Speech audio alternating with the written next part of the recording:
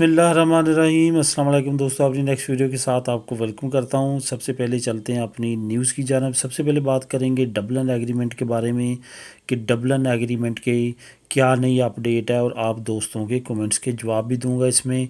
इसके बाद बात करेंगे स्पेन की अमदाद की कि क्या शराइत रखी गई हैं और सबसे बड़ी शर्त क्या है स्पेन अमदाद की अप्लाई करने की।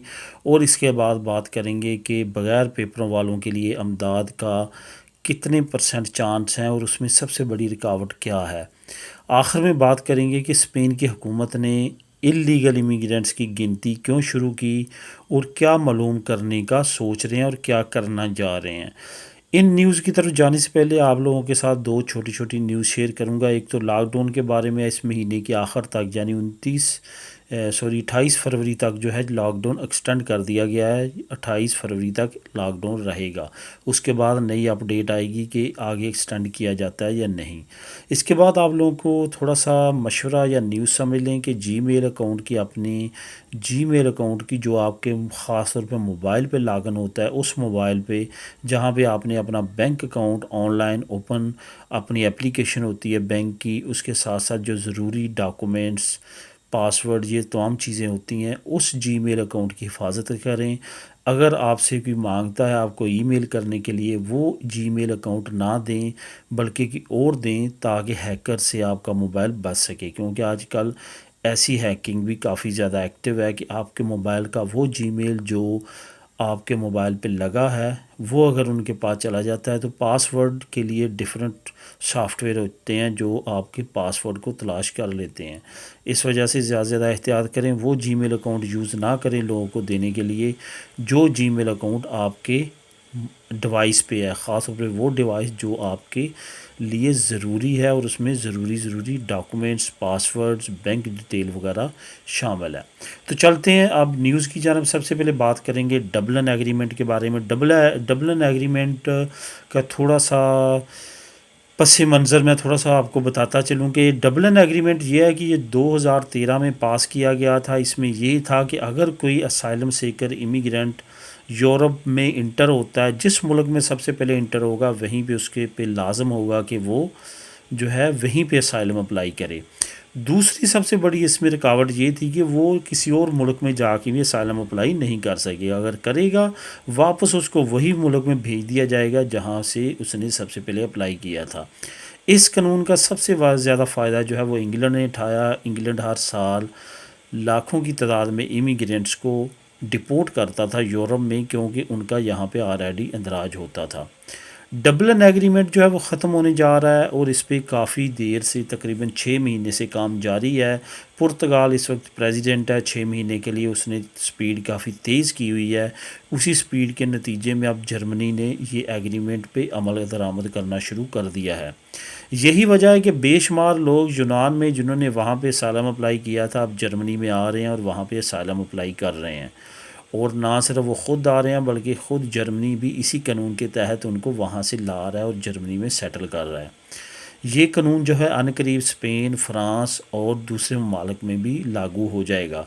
ये याद रहे कि यूरोपीय यूनियन ये कानून पास कर देता है और एक ख़ास मुद्दत देता है हर कानून में, सिर्फ इसमें नहीं, हर मेंबर कंट्री को आप इतने अरसे के अंदर अंदर अपने अपने मुल्क में इम्प्लीमेंट करें।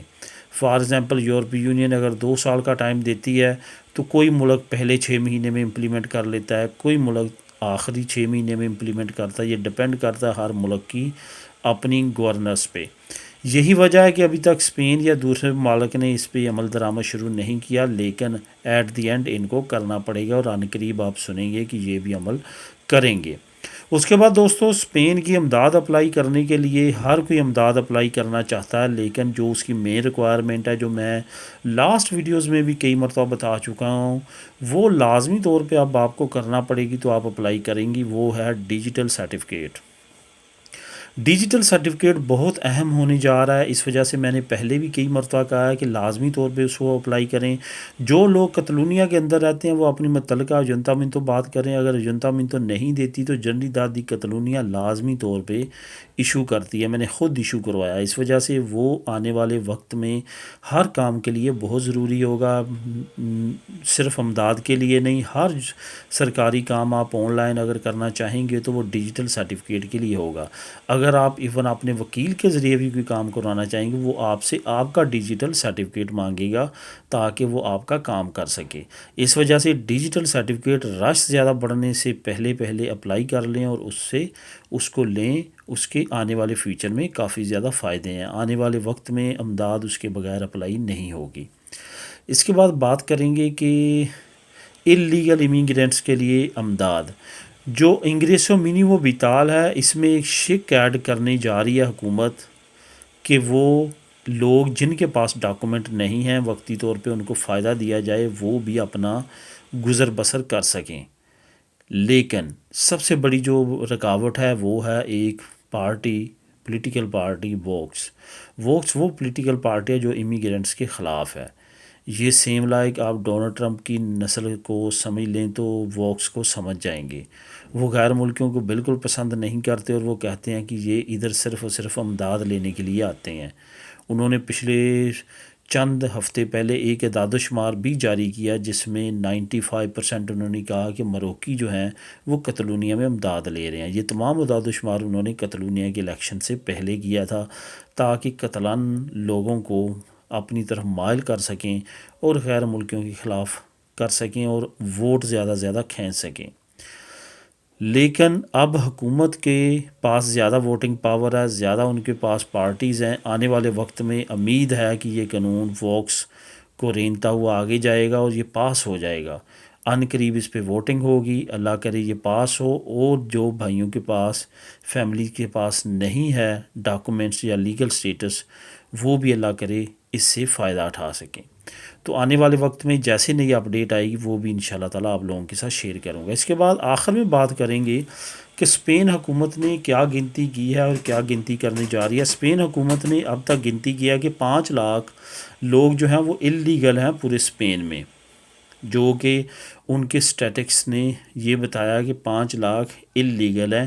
اصل میں یہ گنتی کی نوبت کیوں آئی؟ کیونکہ اسپین حکومت چاہتی ہے کہ جو اللیگل لوگ ہیں، اللیگل امیگرینٹس ہیں، ان کو انگلینڈ کی طرح ویکسین لگائی جائے، کیونکہ وہ کہتے ہیں کہ ان لوگوں کا اندراج نہیں ہے ہمارے پاس۔ اگر یہ 5 لاکھ لوگوں کو ویکسین نہ لگائی گئی تو اسی طرح ہے کہ ہم نے کسی کو بھی نہ لگائی، یہ 5 لاکھ کو نہ لگائی تو دوبارہ وبا جو ہے وہ پھوٹ سکتی ہے۔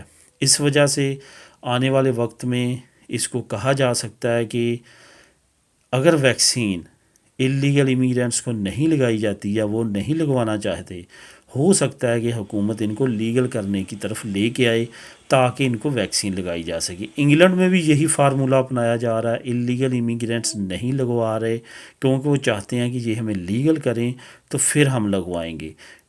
اور دوسری طرف انگلینڈ میں سب سے بڑا مسئلہ ڈپورٹ کرنے کا ہے۔ وہ چاہتے ہیں کہ اگر ہم نے ویکسین لگوائی تو ان کے پاس ہمارا تمام ڈیٹا آ جائے گا اور یہ ہمیں ڈپورٹ کر دیں گے، یہ بھی ان کو ڈر ہے۔ لیکن اسپین میں جو اس وقت کا اعداد و شمار یا چیزیں سامنے آئی ہیں وہ ویکسین پہ بات ہو رہی ہے اور یہ بات ہو رہی ہے کہ اللیگل امیگرینٹس کو لازمی طور پہ ویکسین لگائی جائے تاکہ جو بیماری ہے کرونا کی وہ بالکل ختم ہو سکے۔